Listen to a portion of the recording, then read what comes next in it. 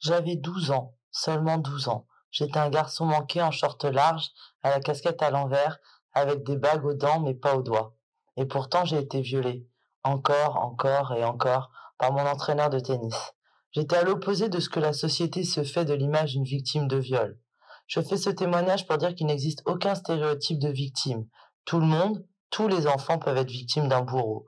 Ni l'âge, ni l'apparence physique, ni les capacités intellectuelles ne font des remparts suffisants pour permettre d'exclure une catégorie de jeunes de violences sexuelles qu'ils peuvent subir.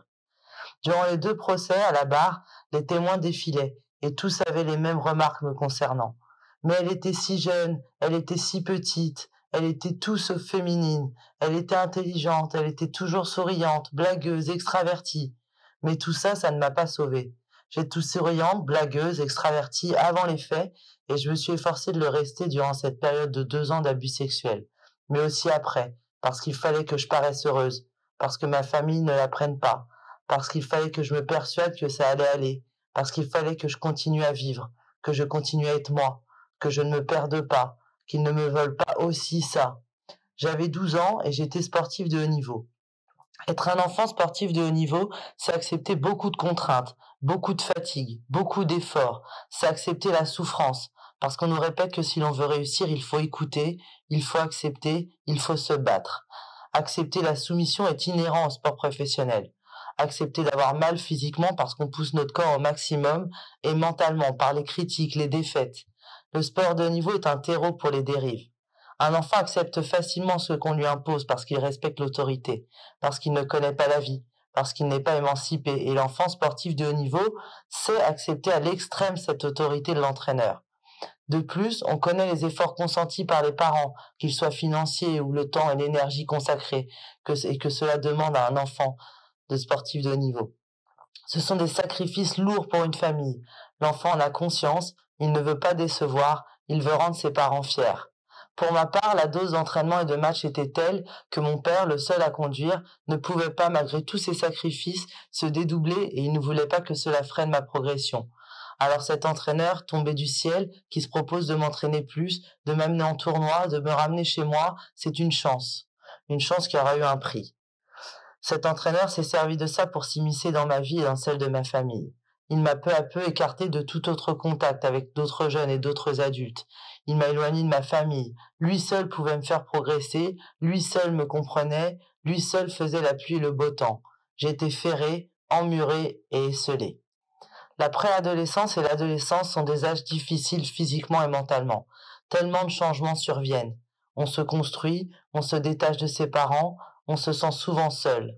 Un enfant sportif de haut niveau, encore plus dans un sport individuel, est très seul. Il ne sort pas avec les copains de l'école, lorsqu'il est encore scolarisé, car il a entraînement. Il ne part pas en vacances en famille, car il a les matchs. Il ne vit et ne connaît rien à part sa passion et son rêve de devenir un champion. Un manipulateur, un bourreau, un violeur a alors un boulevard devant lui. Un enfant qui n'a plus personne à qui parler, qui ne parlera pas parce qu'il accepte la souffrance, parce qu'on lui dit que c'est pour son bien. Il ne parlera pas parce que ses parents se sont tellement investis pour qu'il puisse réussir dans le sport qu'il ne peut pas les décevoir. Alors il se tait, il encaisse, il accepte, mais il se brise. À cette époque, j'ai 12 ans. Plus il m'enfonce sur le terrain, plus il m'encense sur le court, plus il est facile pour lui de me soumettre sexuellement. Et parce qu'il me soumet sexuellement, il va encore plus loin dans ce que je peux accepter lors des entraînements et des matchs. Ces 2 cercles de violence de se nourrir l'un l'autre, jusqu'à se fondre dans mon esprit. Il sape mon estime de moi, mon corps, mon âme. Il me demande toujours plus, et je veux tout faire pour faire plaisir à ma famille, pour réussir et pour lui faire plaisir. Je ne me rebelle pas, je ne hurle pas, je ne m'enfuis pas. J'encaisse, j'exécute tous ses désirs, sur le court et dans son lit, dans le club comme dans sa voiture. Il n'y a plus de limites, plus de frontières, je suis perdu. On est en 1999, j'ai 12 ans et personne ne voit rien. Pourtant, il y a des signes. Cet entraîneur est violent verbalement, parfois physiquement en public dans le club ou dans les tournois. Cet entraîneur boit et se drogue, et c'est connu de certains. Cet entraîneur fait pleurer ses élèves, les force à tricher. On est loin des viols et des tortures qu'il me fait subir, mais ces signes déjà bien au-delà de l'éthique qu'un entraîneur se doit d'avoir auraient dû alerter. Il aurait dû être empêché d'être entraîneur. Nous devons tous être d'une extrême vigilance pour qu'aucun entraîneur ne prenne une place trop importante auprès d'un jeune. Un entraîneur n'est pas un père, il n'est pas un confident, il n'est pas un agresseur. Il doit rester à sa place pour l'équilibre de l'enfant, pour son élévation et son épanouissement. Aujourd'hui, je suis professeur de PS et entraîneur de tennis. Et chaque jour, je m'efforce de faire prendre conscience aux enfants dont j'ai la charge que leur réussite et aussi leur échec ne doivent pas m'incomber. Je ne suis pas toute puissante. Ma parole n'est pas la vérité absolue. Je ne suis pas essentielle à leur développement. Je les aide, je les guide, mais je ne dois pas sortir de ma fonction. C'est essentiel pour leur équilibre. Les jeunes sportifs doivent rester des jeunes, avant tout, et avant d'être sportifs.